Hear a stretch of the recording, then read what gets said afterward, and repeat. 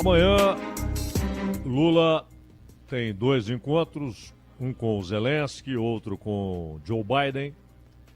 E a respeito da conversa com o Zelensky, o que se espera é que o Brasil, mantenha a posição que assumiu pública, notória e oficialmente no primeiro semestre, mas alguns deslocamentos têm ocorrido, né?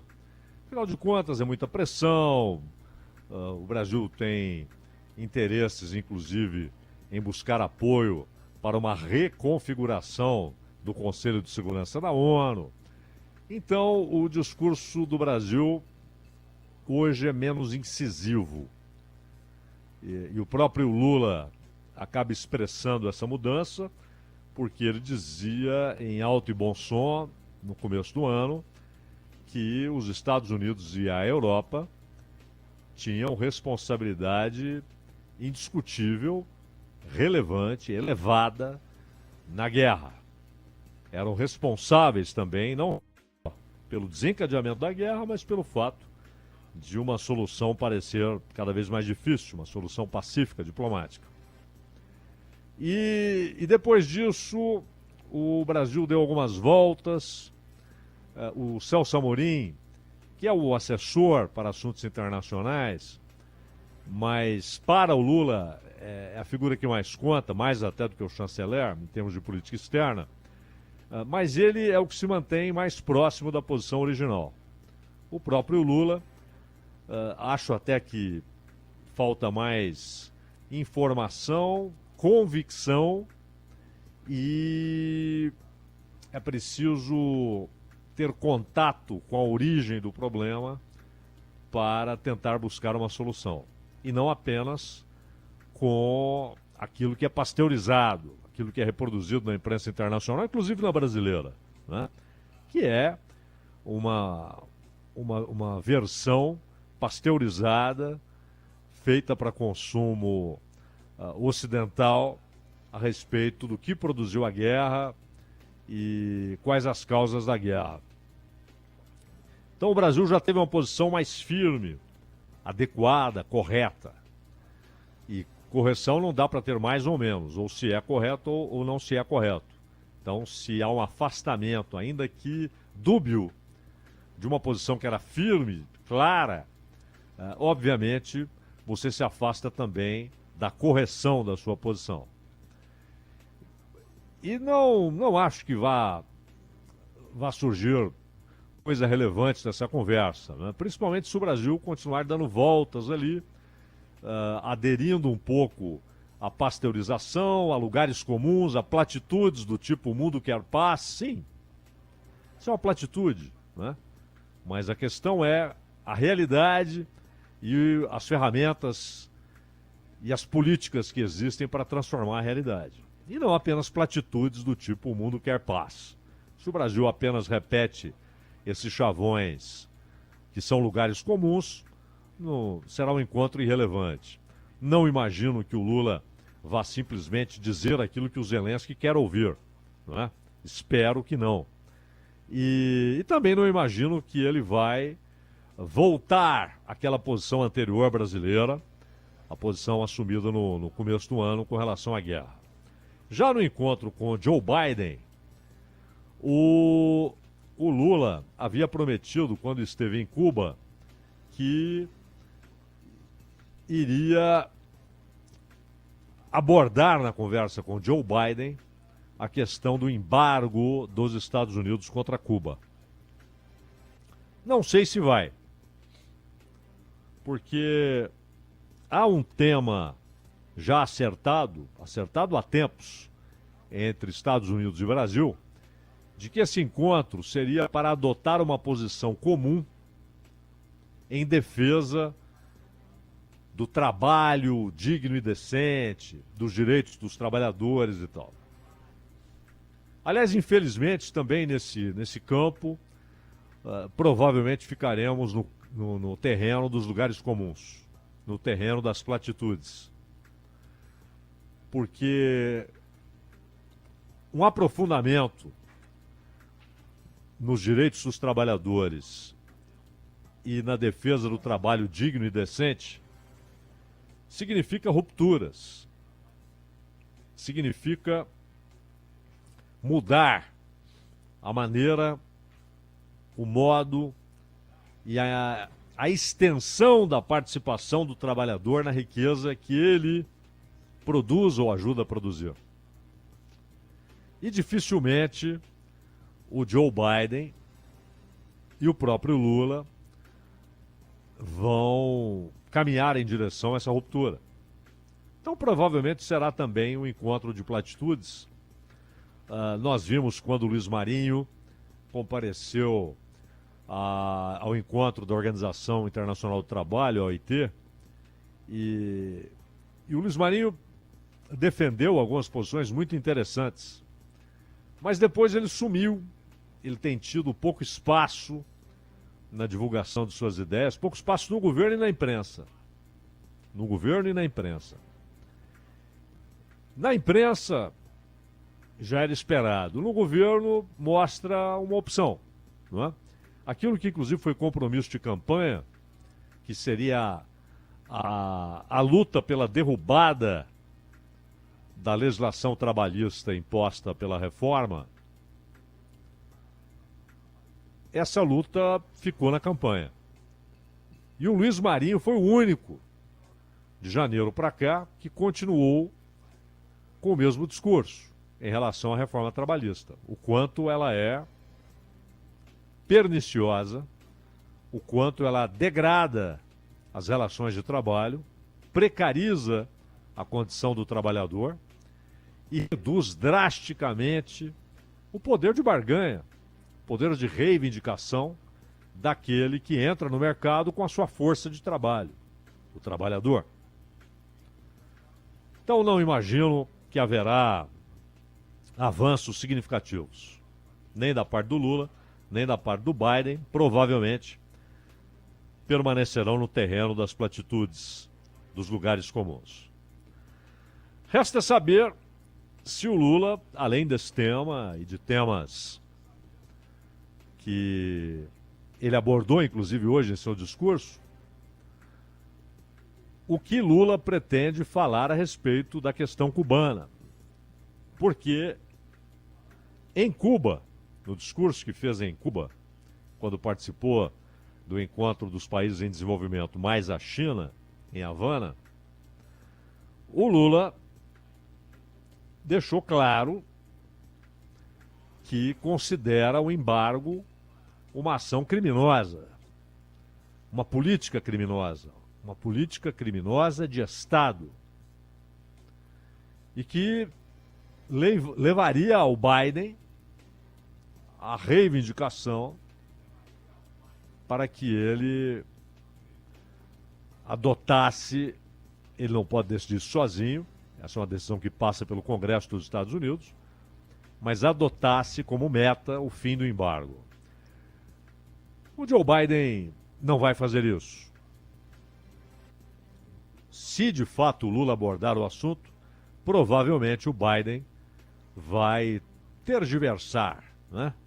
Ou vai mudar de assunto, ou vai dizer, vamos ver, ou vai tratar superficialmente e terá ansiedade para mudar logo de tema, ou vai adotar o tom e dar uma resposta ríspida, do tipo, esse é um assunto nosso,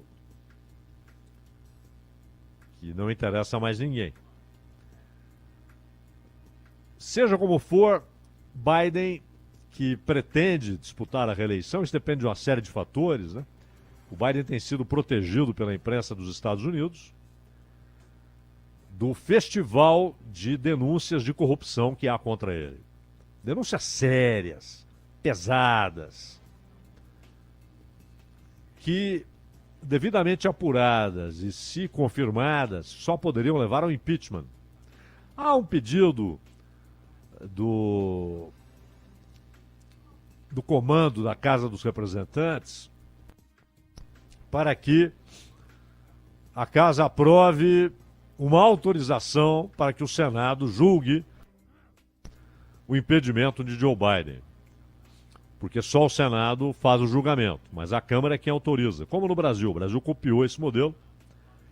E a diferença é que lá, quando a Câmara autoriza o julgamento, o presidente não é afastado.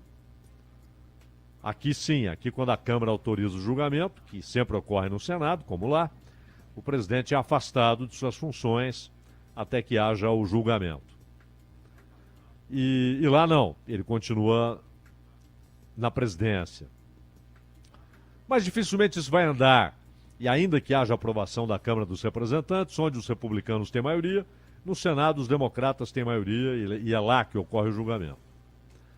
Mas o Biden quer a reeleição, deve enfrentar o Robert Kennedy Jr. nas primárias no ano que vem. E ele sabe que a Flórida, por exemplo, é um estado-chave na eleição. E por isso mesmo tem muito medo de mudar a política em relação a Cuba. O Obama fez algumas mudanças, umas flexibilizações, mas em nenhum momento atacou o problema, o cerne do problema, o conceito que tenta fundamentar o embargo. Em nenhum momento. Ele fez flexibilizações que já foram interessantes para a economia cubana, tal o peso do embargo. E no Senado, um grupo de 5 parlamentares apresentou um projeto de lei, isso em março deste ano, projeto de lei conjunto dos 5, para acabar com o embargo contra Cuba. Mas acabar com o embargo comercial, ele mantém armadilhas.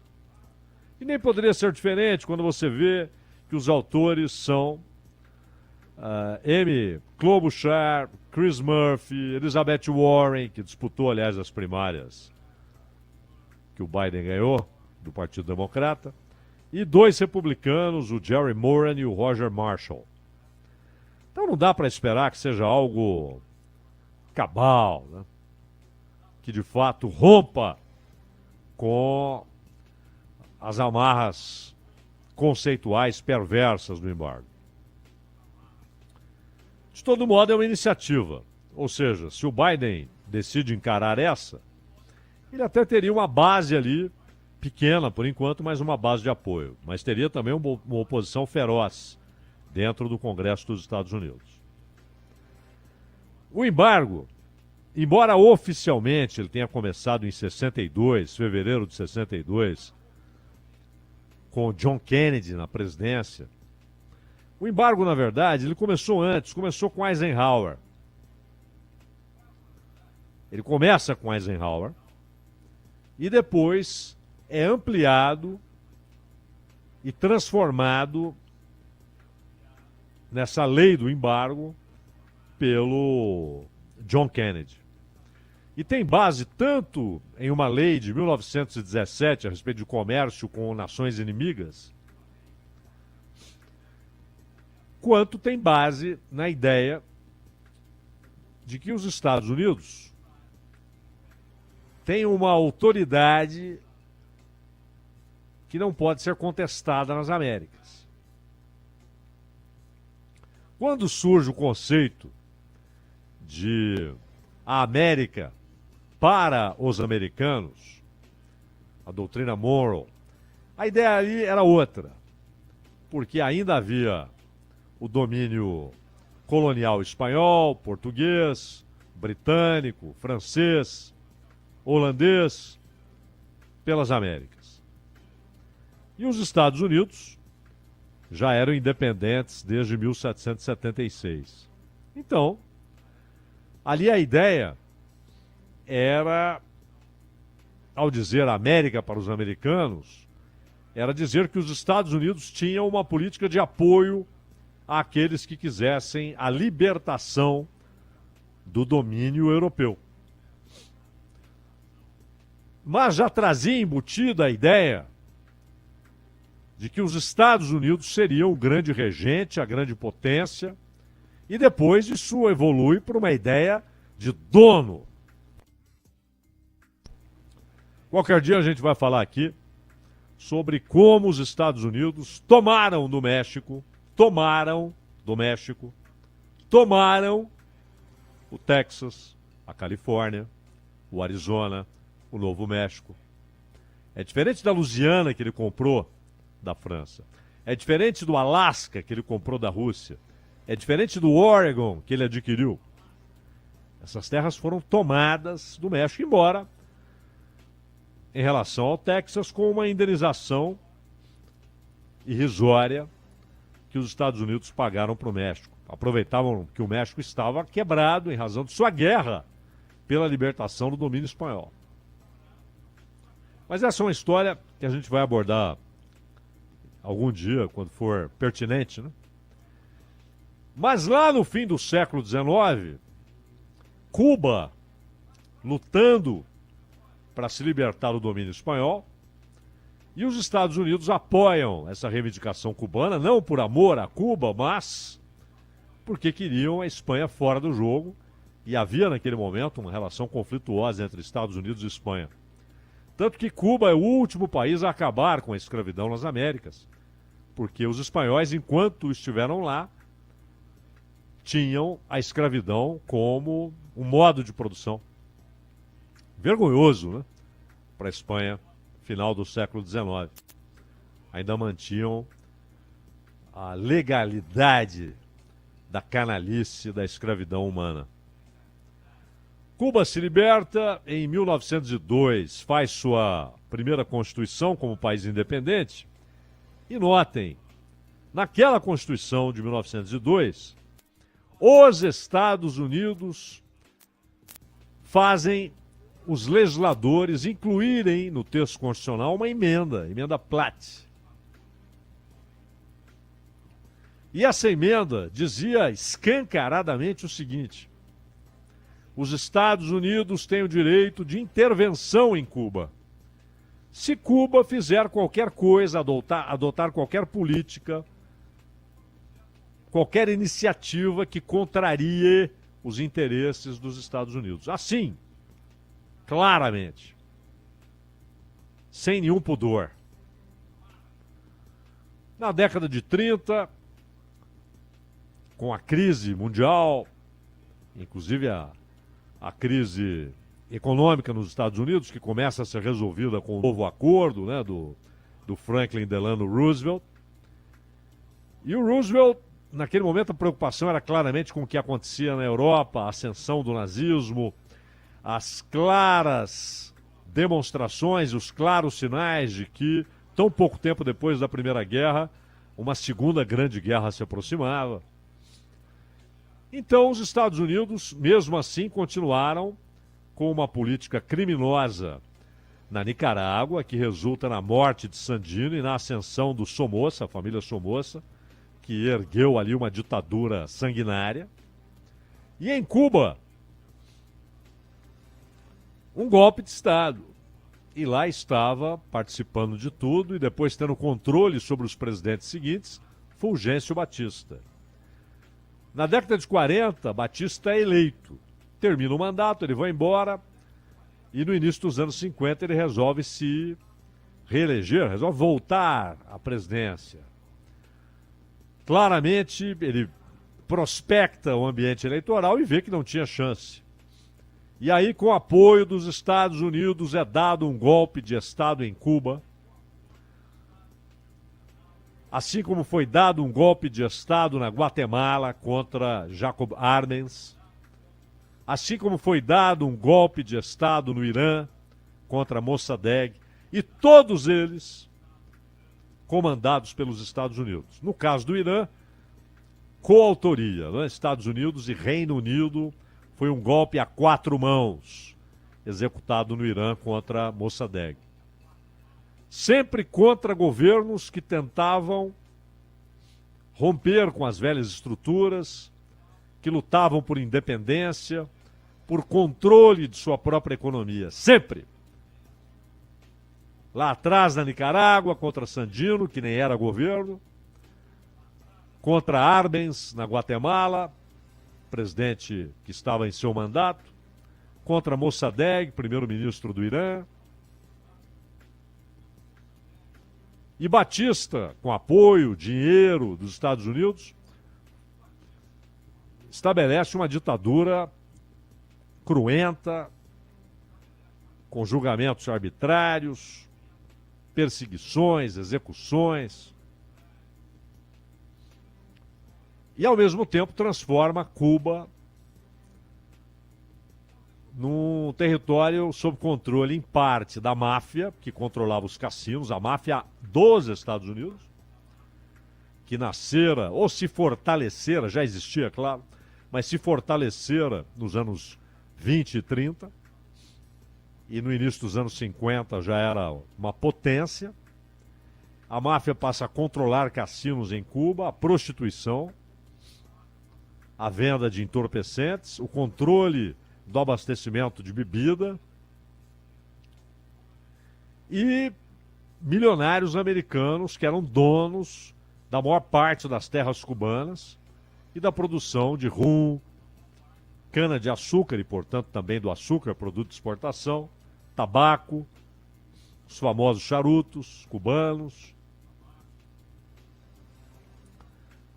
Então, quando há a Revolução de 59, os Estados Unidos, até porque eles haviam pouco antes suspendido a entrega de armas para o Batista, porque previram que o Batista não ia segurar o rojão. E ficaram à espera. O que será esse novo governo? Quando esse novo governo decide que não era apenas uma mudança de governo, mas haveria uma ruptura e as terras seriam nacionalizadas, os bancos, os negócios, e que não haveria mais o controle, seja de bilionários americanos, seja da máfia, sobre a economia cubana, Eisenhower já começa a determinar uma série de punições a Cuba, sanções, suspensão de comércio. E aí, em fevereiro de 62, com John Kennedy, é estabelecida uma política que depois foi ganhando adendos, né? Inclusive aquele que estendeu para outros países e empresas transnacionais e bancos proibições de realizarem determinados negócios com Cuba. Inclusive, em 92 se estabelece que fica simplesmente proibida a utilização de portos americanos por navios que, nos 6 meses anteriores, tenham ido até Cuba. Isso foi estrangulando a economia cubana e afetando o povo de Cuba. Cuba é um país pobre, seria pobre sob qualquer governo, é pobre. E o país mais rico da Terra faz um cerco há 61 anos oficialmente, mas há 63 anos de fato, 62 anos de fato, um cerco